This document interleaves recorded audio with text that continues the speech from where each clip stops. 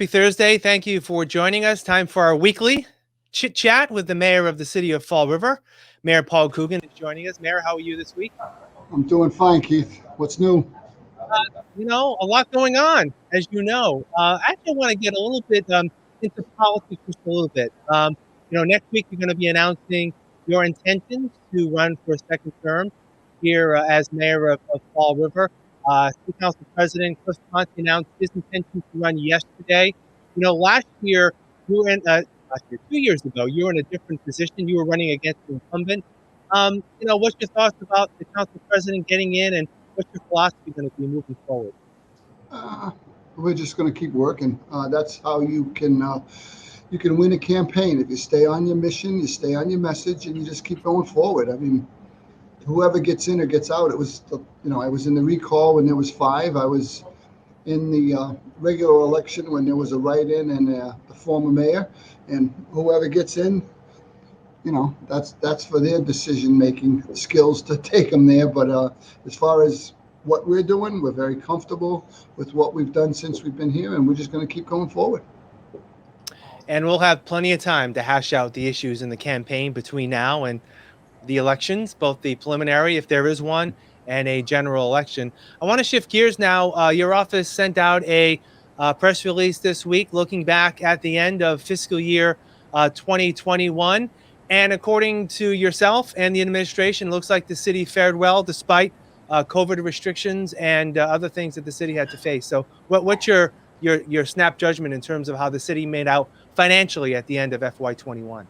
Well, financially, people have to understand. I was just at with the senator and some of the representatives. The city's in very good financial position. We have that ARPA money sitting in reserve. We have free cash has not been decimated because of COVID. We're in a very, very strong financial position, and we're just going to keep going forward along those lines. People, for some reason, the doom and gloom forecasters and these people that yell and rant and rave about one-time money, and I have no problem. I mean, give us all your one-time money. We'll do something with it to make Fall River a better place to live.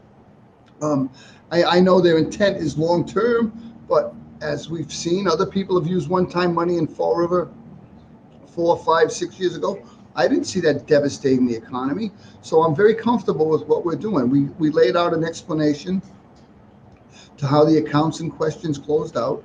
Obviously, the one that did need the most attention is the fire department, and we spelled it out clearly what happened and where we're going to clear that up. And that's what a budget is. It's a living document, and we're going to do what's best for the people in Fall River. And in that vein, I know that you have been talking about the committee that you set up in terms of how to spend that ARPA money. I know there was talk about having some sort of public forum. Is that still going to happen? And do you have any timeline on when that could happen? That'll be October 19th at Our Lady of the Light Band Hall on, I think it's Quikasham Street. We sent out some invitations. We'll probably do some more today, but you're getting it hot off the presses. It'll be the 19th on a Monday night. We'll do a presentation, and then we'll listen to people's concerns, and we'll take that back to the committee. And obviously the things that have merit, we will evaluate them and see what we can do, always with an eye towards improving Fall River. And that's what the whole business of politics is about. It's making where you live better than when you found it. Let me just correct you. You said October 19th. It's July 19th. You're moving ahead. My goodness. I think about the election. You told me about the election. I jumped off to October. No, you're moving straight ahead. Yeah, one step at a time, right? Too fast. The year's moving too fast. Thanks, Keith. It is. All right, July 19th at Our Lady of Light. We'll have more as we go ahead. Moving on briefly to the distribution of the vaccine. I believe next week the city is expected to be part of the run of the state's Vax bus.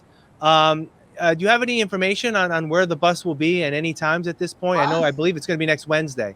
Yeah, last I heard it was right down here at Government Center. We were looking for a place that was centrally located where people could get in and out very quickly.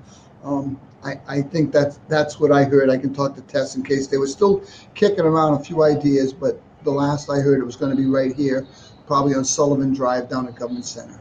It's very, very important that people get themselves vaccinated. If you saw anything from other communities that have had wholesale vaccination rates like Newton with 99%.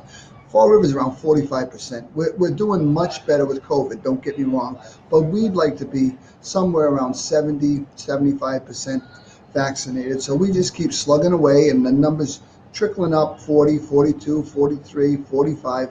But we got to get about another good 20, 25 points in there to make the city feel a lot safer. And I know that the city's webpage and the phone number is still available. We've been mentioning it every week on our newscast. To still, if you have any questions on where to get the vaccine, frvax.com and 833 Vax Now. 8 Vax Now, I believe, is the number. So there's still that opportunity, correct, Mayor? Correct. All right. Just a couple of other issues. We're doing our interview a little bit later today. You were at the memorial and funeral service today for former Mayor Robert Correia. Give us a little insight about how well you knew the former mayor and former state representative and his impact here in the city. I've known Bob for a long time. When I was working at the State House a long time ago, I remember he was moving into our office up in the State House, and we were unloading furniture together and bringing a desk around and some of his boxes. It was when he first got elected as a state rep, and that was back in, I want to say, 79. So I've known him all that time.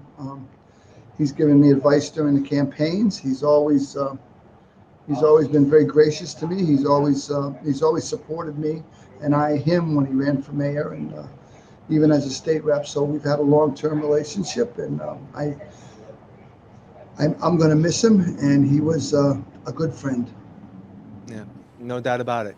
On some happier notes, yesterday the Summer Evenings in the Parks kicked off. The concert series with the Narrow Center for the Arts kicked off. It's going to be happening now the next 7 Wednesdays throughout 4 parks across the city. But also equally as important, a good event that's going to be taking place downtown right across the street at Old 2nd Street is the Farmers and Artisans Market. I had the opportunity to speak with Patty Rigo on that earlier this week. And again, another opportunity for people to get out, support local businesses, and also support local farmers. So I'm sure you're looking forward to that event as well. Absolutely, we'll be at Old 2nd Street on Sunday for that.